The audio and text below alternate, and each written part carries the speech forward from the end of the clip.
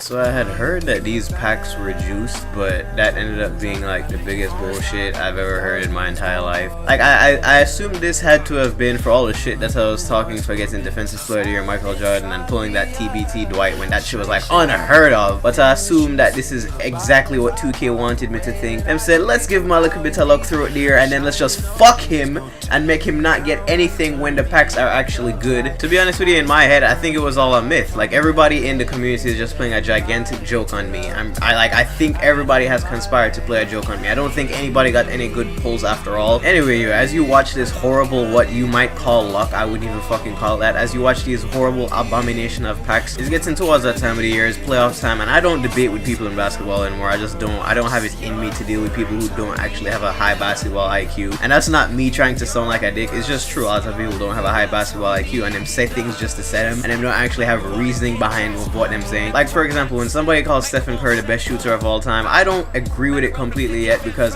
there was this guy named Larry Bird that was an amazing shooter and did it for a longer period of time. But did you know that last year Steph Curry shot below league average for the point guard position from mid-range, and this year is shooting at league average for the point guard position at mid-range? That just means that he's just an amazing fucking long-range shooter. Like he does not specialize in mid-range shooting at all. That's why I can't call him an overall really good shooter. And genuinely, I really do want to see how well Steph ends up doing for the rest of his career. I really want to see how good he ends up being, but the media does make it hard to like him at times, the way them shove him down your throat. To be honest with you, the people that bother me the most are like the professional gossipers, like the people that are on ESPN every day and all they do is talk about basketball and they have no idea what I'm talking about and they've never played a game of professional basketball in their lives. I was watching some show on ESPN called Mike and Mike, I think is his name, and when Walt Clyde Frazier mentioned his thoughts on Steph, and it was kind of relative to what Oscar and Isaiah said. These are top 50 greats, alright? They played the game of basketball for more than you've been probably alive, and then you're trying to take away from their opinion because they know what it's like. They know that somebody is going to have a dream season. Everybody has one in them career. They know that people will eventually learn how to guard you. They know that they've been through it because they were that guy at one point in their life. Like I always say to everybody, it's still only been a year and a half, so let's not dub him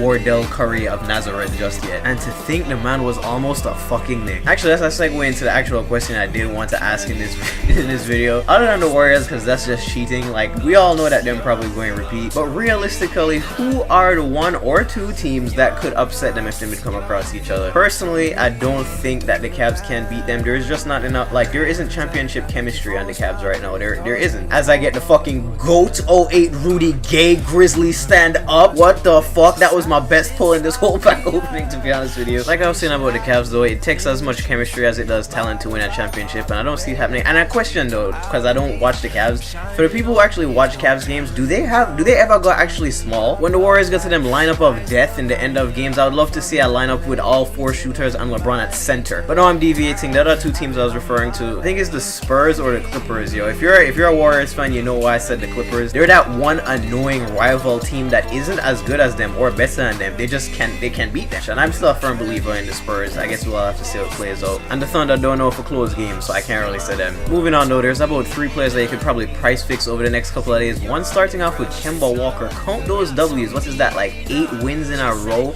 And he has scored 20 plus, except for one game, 20 plus, almost 13 every single game. This is, if you ever want to see the layout of what a player needs to go up, this is what it is. That line of column W's and those 30-point games. I think he did recently get pushed up by 2 in the last update, so try and catch a couple Kemba's for under 10,000 and flip them when him go up again. Next up is Giannis, who everybody did think that he was going to be one of the main people to go up when this dynamic card thing came out this year. Looking more towards the end of the season to kick in, but he started to have some great games. Since the All-Star break, he has had 4 triple-doubles, and he's starting to get a lot of comparisons to Pippen as far as play style goes, and I can kind of see it, to be honest with you. Try to catch a couple around 15,000 and under and flip them when he goes up again. Next up is me. If I was 6'11", I bet you didn't know that Drummond was actually 1 point shy of an amethyst. He slightly, slowly, and quietly crept up to the 89 mark, and he has had some decent games recently, going back on his double-double shoot near 2020. It was at that Kyle Lowry point now where that like one more big game can tip him right over into the amethyst mark, so you can't even merch on him too because everything is so much more cheaper, and that is why my lineup looks so fucking dope. To everybody that was questioning why I did sell Kobe those couple of weeks ago, is because I knew that he was going to drop. Like either they were going to raise pack odds or them actually going to follow through with that locker code thing that they said was going to do for his last game. So I knew that Kobe was going to drop. I may as well save some MT and be able to build a team of even better players. I got Lillard out of it, I got Bill Russell out of it, I got Vince out of it, I got Melo back out of it, and I have these 2 GOATs on the bench, including OJ Mayo. Don't make him game today fool you, yo. OJ Mayo used to be a goon as fuck in him rookie years. And if you've noticed, I'm obsessed with players from either the 90s or the 08 time era.